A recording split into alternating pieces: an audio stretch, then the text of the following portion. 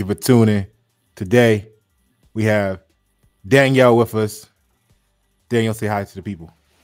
Well, hello. I'm happy to be here. Always a perfect day. I appreciate your time today.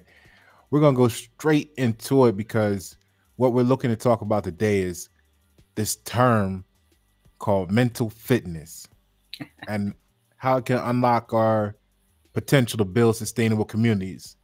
Give us a high level overview of the peace of mind, the confidence, the empowerment that comes with the breakthrough that you refer to as mental fitness. Yeah, I didn't like the term mental health because it seems to have a stigma. So I came up with the term mental fitness, and I have a program, mental fitness training. Many people don't know that there are very easy ways to change your mindset. You can do it like on a dime. And what I tell my clients or my students is that it's not the stress, the worry, the anxiety that's really bad, is that we don't cleanse them. It's Mhm. like if you don't brush your teeth for several days, you're going to accumulate toxins. It's the same with the mind, the brain. But there are easy tools, just like a toothbrush, that you can use to cleanse your mind and stay mentally fit. Right now, we have like 5 people an hour that are committing suicide. We have 33% of people who suffer from depression, 28% suffer from anxiety. But there are ways, easy ways, to use mental tools to get rid of those. Right. So what you're doing is you're helping individuals enhance and maintain their mental well being, and then you're combining that even on the what you with the hypno coach situation to leverage the power of hypnosis to tap into subconscious mind as well, right?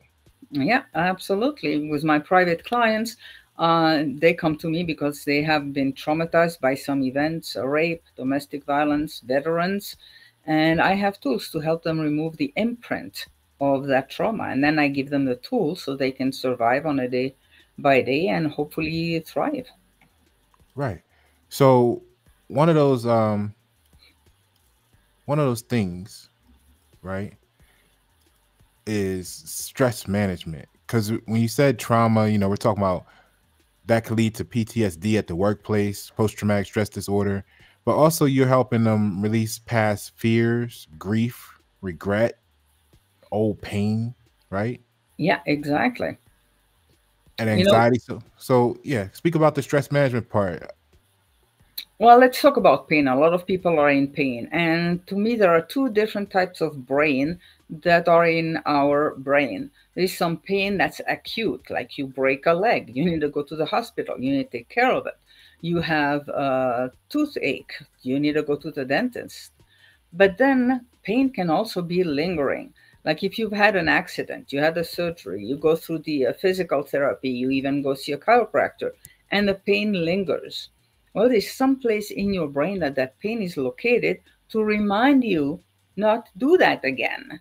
So that's a type of pain, and a lot of chronic pains are in that domain that we can get rid of the remnants. Like I have an example that comes to mind. I had a woman who was had a car accident, had her shoulder injured. She went through surgery. She went through physical therapy.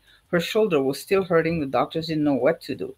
Mhm. And through my process, we realized that she had been shocked by, I don't remember if it was the light or the brakes of the ambulance that was arriving. And for some reason, it's called a vector of energy, got located in her shoulder. And when we removed that, then her shoulder pain went away. Wow. So so that's like okay, so that's like the body creating the equivalent of a, a customer rewards program at a company where like the company uses the loyalty program to leverage the principles of positive reinforcement, right? So that stored pain is kind of like the example of an airlines or a credit card company using like the benefit of the pain to remind you not to be in that position again. Yeah, it's our body mind always wants to be healthy and to protect us. So there is a positive intention behind that pain, but most people don't realize that. And if you suffer from chronic pain for a long time, it's usually an accumulation of Mhm. different things. So we can get rid of one after the other. So that's brings us into like goal setting, right? Because now you're helping clients set realistic and meaningful goals. And for example, if they want to get rid of the pain, that's a way, that's a goal, so to speak, that one may have in their life. So how could you use hypnosis to enhance the focus and concentration to make that transition easier and for individuals to visualize their and internalize their goals? I do different kind of hypnosis. What I love to do is interactive guided imagery.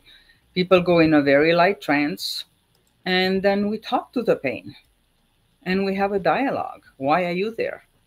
Why are you still Mm. there? What can I do so I don't have to have that pain? And we dialogue, and often in just one session, we can get rid of a lot of the pain. When we get to the core, is it why is that pain still there? What is it trying to tell me?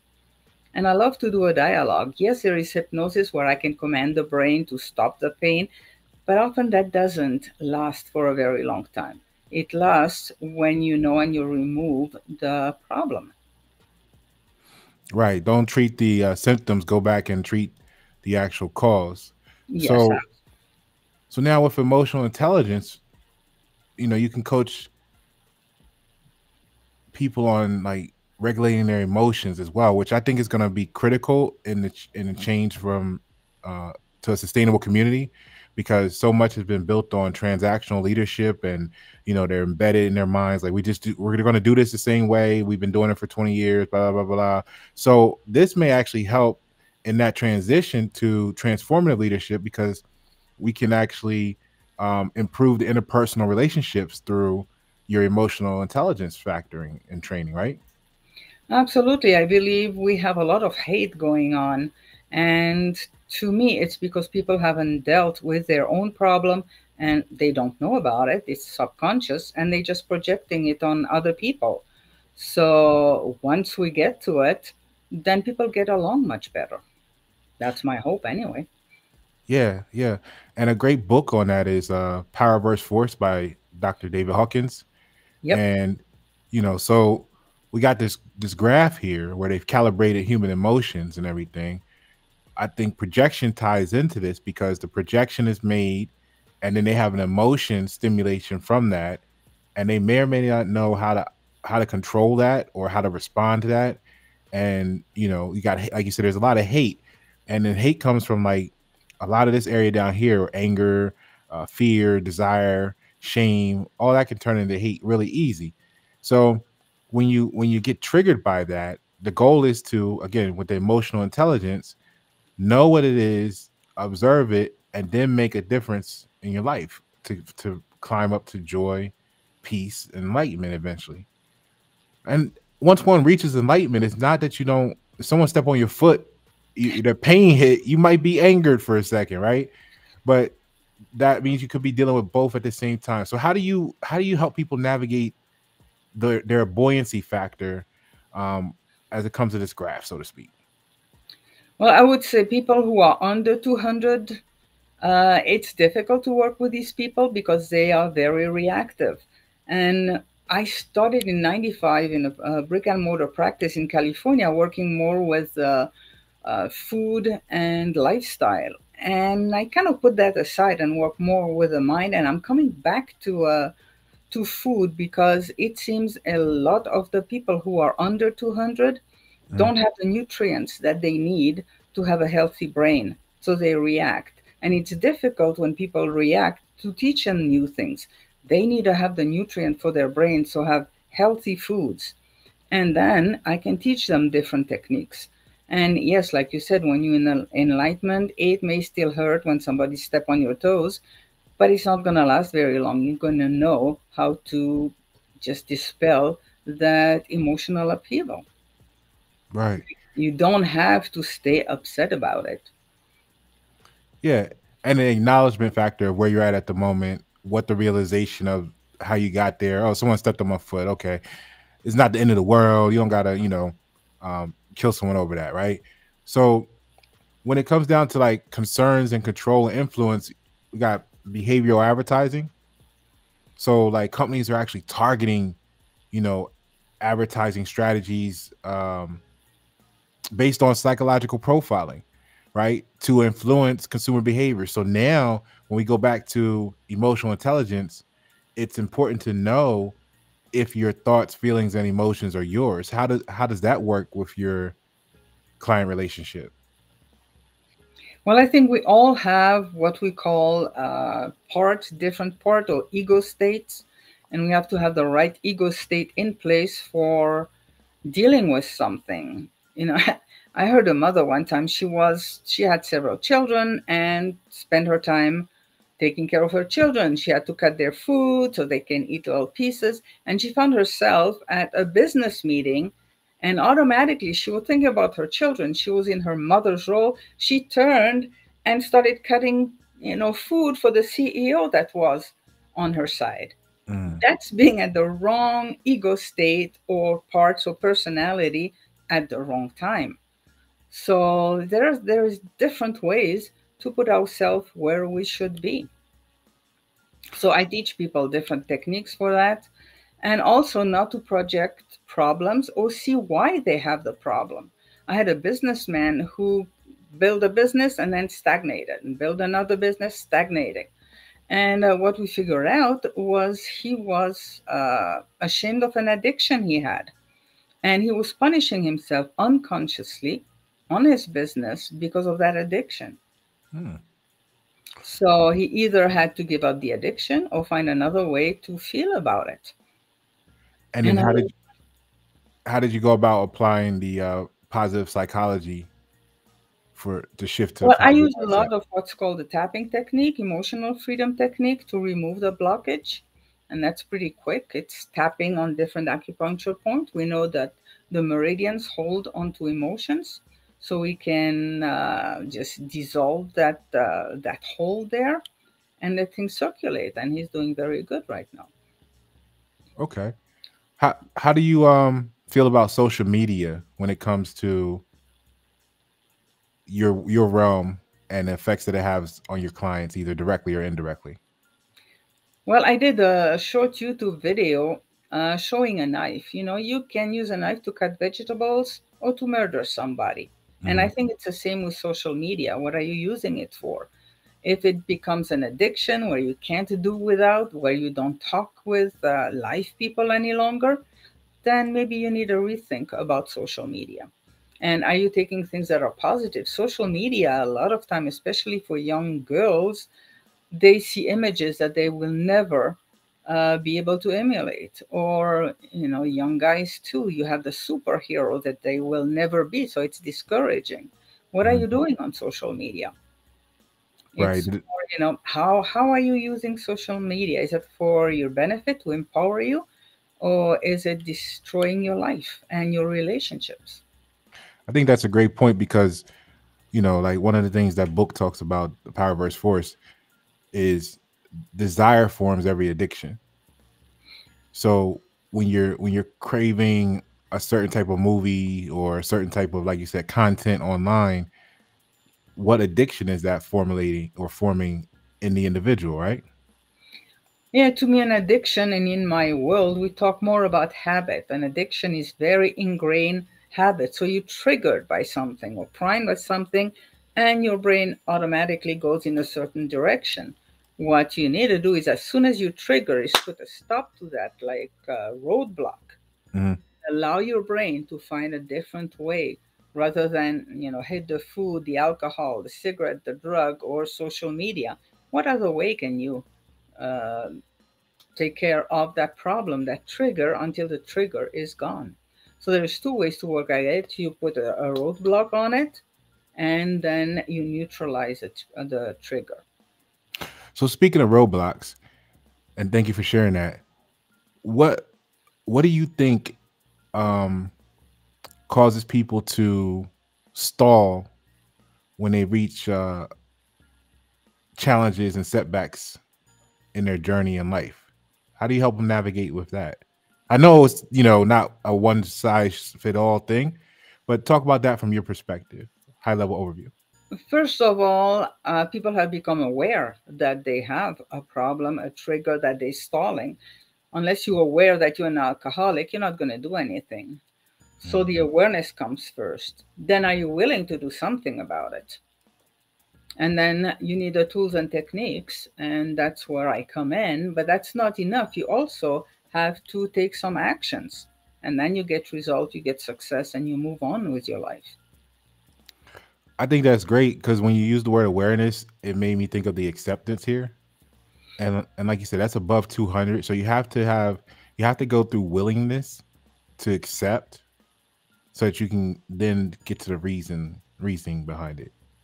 Yeah, you have to be aware that you have a problem, first of all, and usually other people see that you have a problem. Then you have to accept that you have a problem and decide whether you want to keep the problem or you're willing to do something. And that's where coaches and psychologists or hypnotists come in the play. So these changes that you're helping people make on a personal level is difficult enough, right? Because you have a great science that you know what you're doing, but there's a challenge in getting them to again accept it and implement it in their own life sometimes. Um, what happens when we try to scale this up to community level and shift the mindset of like an entire community from what's been damaging in the past to hey, let's do something different so we can elevate together. I was teaching a workshop last week to a group of people. We had 35 people, I believe. And I think it's actually maybe easier to change when you have a group, because people Mm, in the group will see that you're going the wrong path and can tell you do something. I taught okay. the tapping techniques to my children, and when I was in a bad mood, they all got together and say, "Mom, tap." Say, oh, okay. But it's not that difficult to change, because it's just rewiring your brain to do something different. People are afraid that, oh, it's gonna be painful, it's gonna take me months.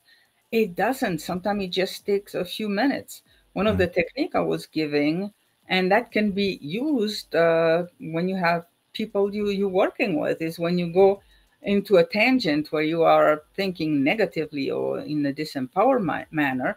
You want to take a ball or your bottle of water and pass it on. So you can do that as a team. Say, oh, you are, gently saying, yeah, maybe you having a disempowered thought. Let's take a bottle, okay? And that helps to dissolve the thought. And if you do that enough, the roadblock is going to be there and your brain's going to go another way. And as you do it, it's not difficult, is it? It's not going to take months. Your brain's going to make other connection, other neuron, and you're going to start reacting differently. right. So there's a level of communication skills needed, um, both with oneself and with the people around you, in the sense of maybe we're looking to change the community. Yeah, if you And have a group of people that are willing, again, the community has to realize there is a problem. And okay, are we willing to solve that problem? Now, what are we going to use for tools and strategies? And when I started in psychology, we did, 7 years on a psychoanalyst couch. Who has 7 years to change? mm, And then it was, maybe 6 weeks. And now we can often do it in 1 hour. And then, keep amazing. implementing. That's amazing. And when you was talking about the group thing being easier, it it popped in my mind. Um, that study where like they would put like, let's say there was 3 people, 4 people, whatever. So all the people except for the one would be like actors in the Yes. process, and they would have them like they would say which line is longer, and they would purposely pick like the wrong one, and the real person in there that didn't know what was going on would be like, no, it's C, and then they would change their answer to fit in with the group.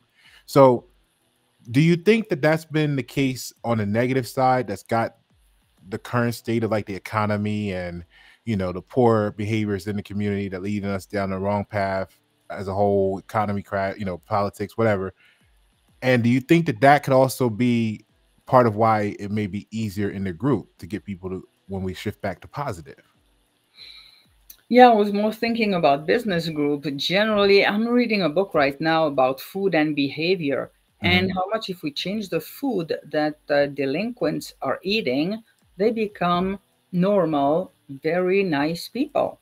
and they don't go back in jail. The jails or the prisons that have implemented food programs as well as therapeutic approach have a much higher rate of success, and people don't come back to prison.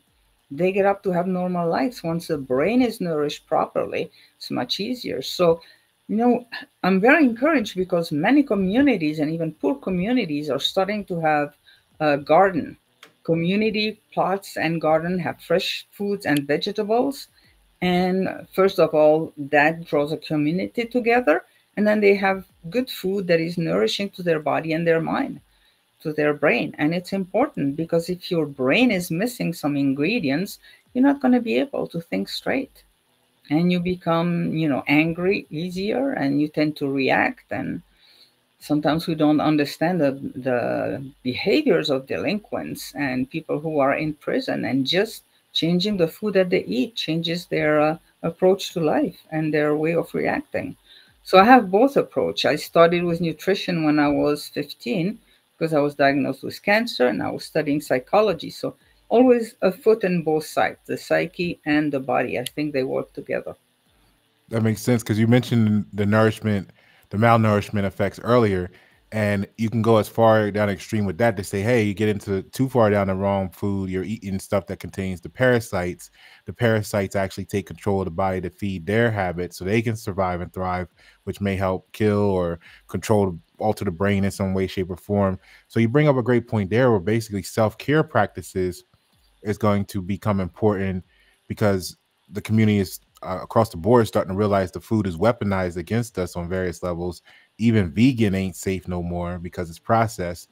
So ultimately, all of these steps are going to lead to performance enhancements on a mental level. So mental performance enhancements, right? What does it look like? What are some of the success stories and the positive feedback you get after someone that experiences that for the first time, that before and after in real life for them?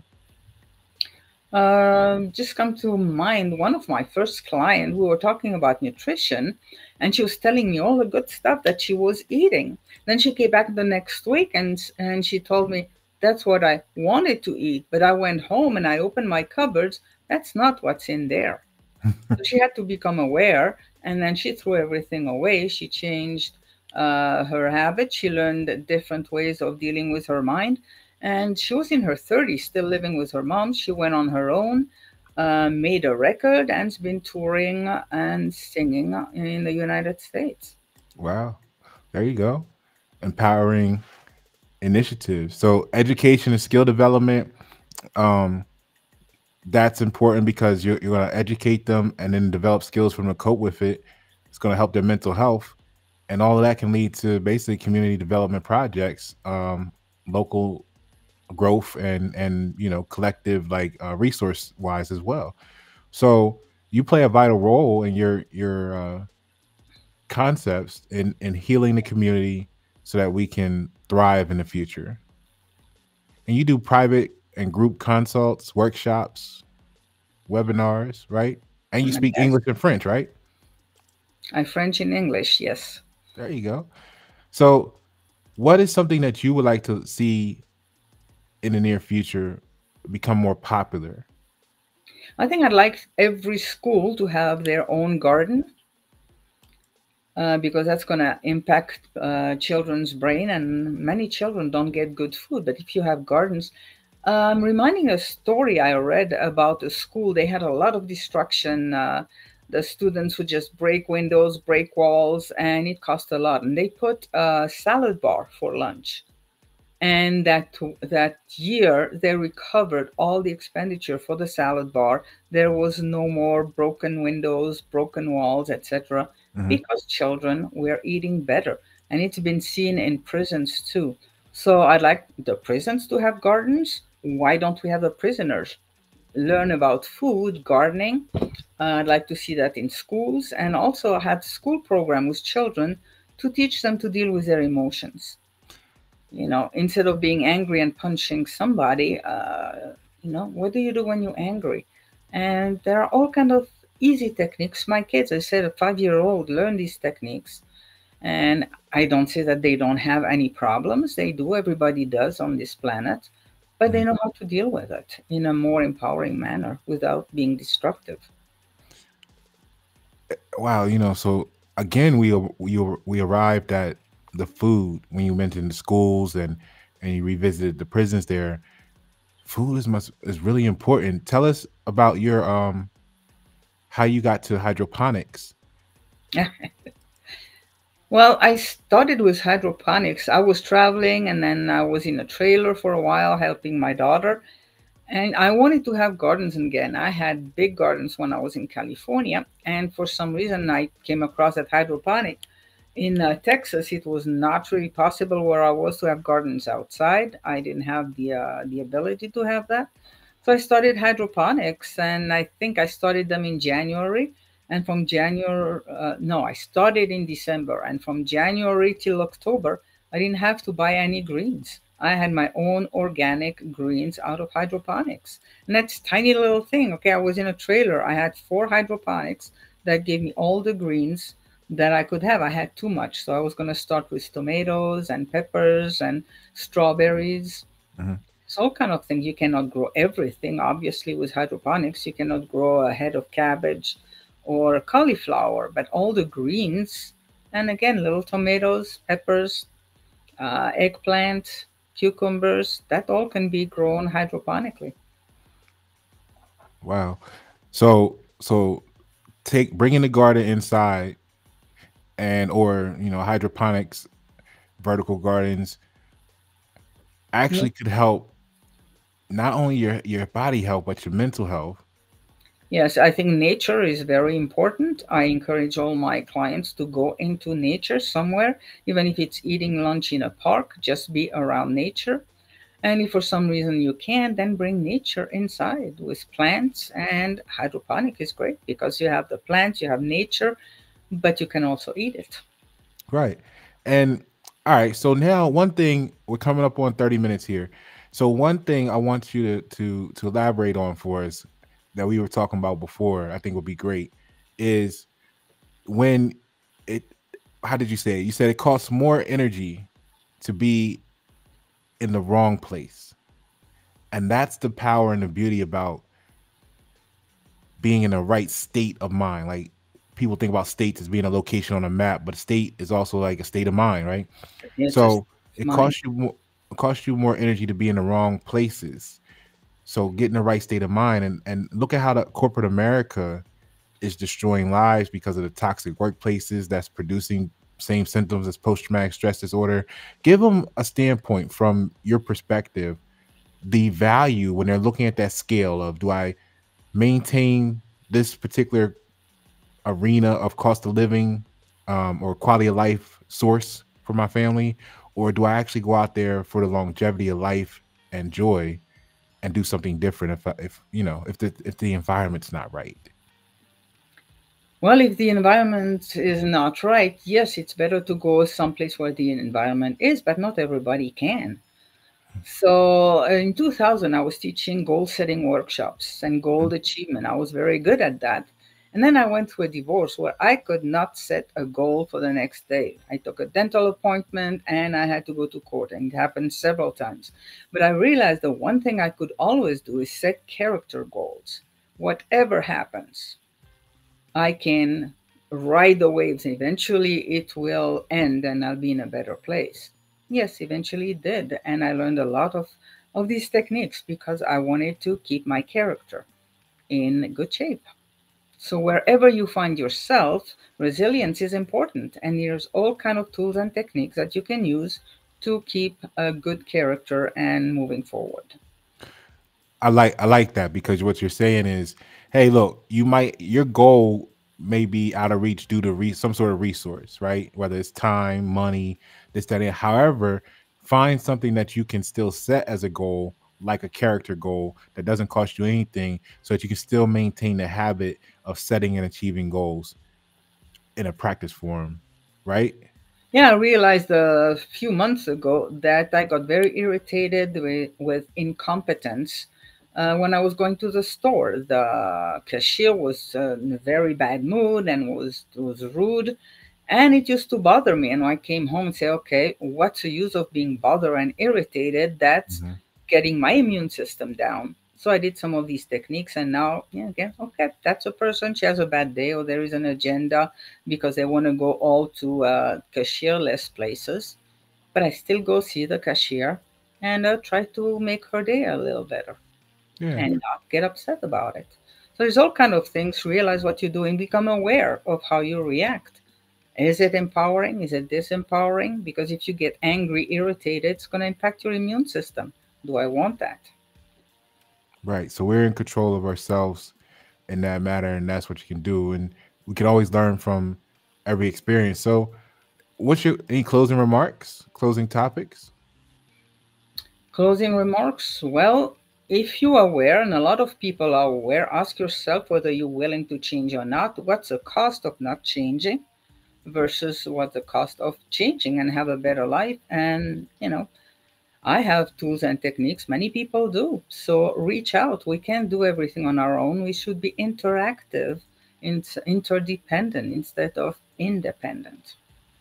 There you go. That's community, and we're gonna have to get better at that practice so that we can be sustainable, and get away from big pharma and all that stuff.